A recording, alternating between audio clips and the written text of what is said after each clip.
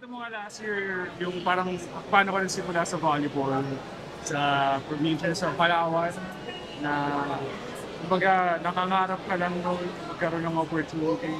Ngayon, 9 days na lang sa pinakamalaking opportunity kung sakali rin ang career mo. Looking back lang, parang kamusta yung naging journey mo? Narito ka na. So far minsan sa gabi nga di ako makatulog eh. Alam niyo yung dami kong iniisip. Ang dami po kasi sa isip ko. Pag inisip ko dati na sa buhangin ako naglalaro na nakapaalang, walang gamit.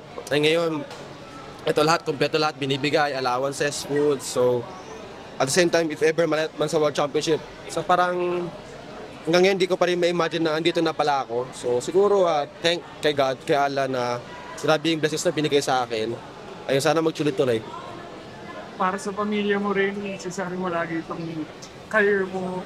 So, siguro ngayon, gano'n sila katimbang ngayon sa puso mo, sa isip mo, entering na itong World Cup?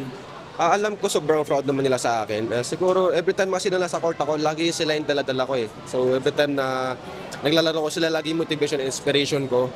Kaya siguro binibest din ako kasi lahat ng ginagawa ko para sa pamilya ko, para sa mga magulang ko. Ayun.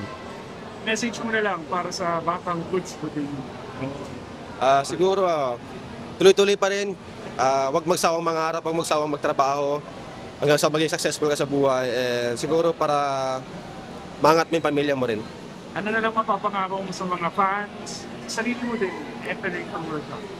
Siguro sa fans, no more expectations muna kasi syempre knowing World Championship is ibang level na tournament to. Dito basta klaseng tournament lang. Siguro yung 100% best and effort ko is gagawin ko para mas makapag-contribute sa team. Roots, follow up lang doon sa question niya, hindi lang pamilya mo yung dala-dala mo ngayon, pati yung ating bansa, tapos Yes. panoorin ka pa na ating mga kapatid. Ano yung feeling na dito sa parang very major na World Championship na lalaroan mo, na dito ka pa maglalaro sa ating?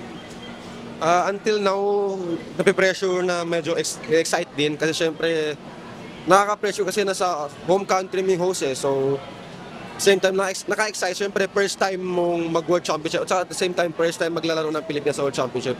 Yun siguro, yun na-feel ko. Tapos ano ng feeling na makasama mo mga kuya mo, tapos yung coach, tapos yung paglalakbay? Syempre very thankful ako kasi kasama ko si Kebres, Kia Mark. At the same time, sila Coach Dante, sila Coach Pregonil. Mga teammates ko lahat siguro. Thankful ako na sila naging teammates ko and naging parte ng national team ngayon. Ano yung pinakamalaking aral na nakuha mo sa kanila, sa mga kuya mo na players heading into NYT? Siguro yung pagiging mature inside the court and outside the court. Kasi sila knowing yung experience nila very high level na. So, lagi lang sila nagpapaalala like sa disiplina, all time. Yun siguro yung pinakamalaking factor na kailangan mo lagi apply. Hindi lang sa pagiging atleta, pari sa pagiging makatao na rin.